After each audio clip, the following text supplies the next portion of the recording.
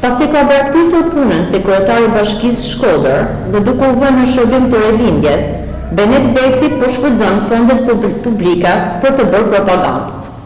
Me që ky menaxher i sukseseve po reklamon në video dhe foto nga makineria e tij propagandës investimet që janë bërë në të kaluaren kur PD ishte në pushtet.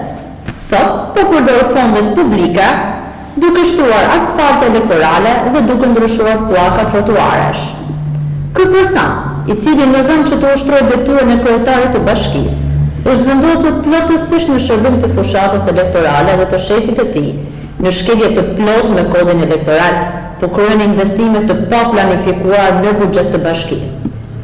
Shfrytëzimi i paras publike në shërbim të fushatës elektorale nga Benet Beci dhe administrata e tij janë të dënueshme dhe në shkelje flagrante me ligjin.